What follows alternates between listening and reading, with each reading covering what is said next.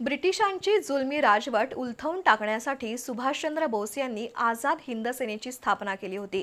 स्वातंत्र्य लढ्यात त्यांनी आझाद हिंद सेनेच्या माध्यमातून मोलाचं योगदान दिलंय। त्यांच्या स्मृती तरुणांना प्रेरणा देणाऱ्या ठरतील असा विश्वास चॅनल बीचे व्यवस्थापकीय संचालक पृथ्वीराज महाडिक यांनी व्यक्त केला। मिरजक तिकटी इथं सुभाषचंद्र बोस यांच्या 128व्या जयंती कार्यक्रमाप्रसंगी ते बोलत होते। कोल्हापुरातील मिरजक तिकटी इथल्या स्मृतिस्तंभाजवळ हुतात्मा क्रांती सामाजिक संस्था कार्यरत आहे। या माध्यमातून दरवर्षी महापुरुषांची जयंती पुण्यतिथीनिमित्त विविध उपक्रमांचं आयोजन केलं जातं। तसंच दरवर्षी क्रांतीज्योत मिरवणूक काढली जाते।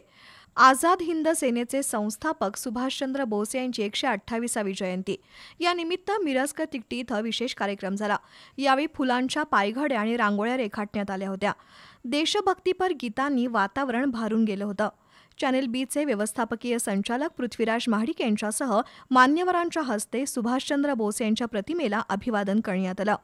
इन्कलाब जिंदाबाद, सुभाषबाबू अमर रहे अशा घोषणांनी परिसर दणाणून सोडला।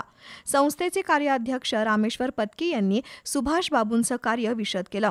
ब्रिटिशांविरोधात लढण्यासाठी सामर्थ्यवान सेना उभारणं गरजेचं असल्याचं नेताजींचं मत होतं। त्याला देशविदेशातून सहाय्य झालं। त्यांनी उभारलेली आझाद हिंद सेना देशाच्या स्वातंत्र्य लढ्यातील सुवर्णपान ठरल्याचं पृथ्वीराज महाडिक यांनी सांगितलं।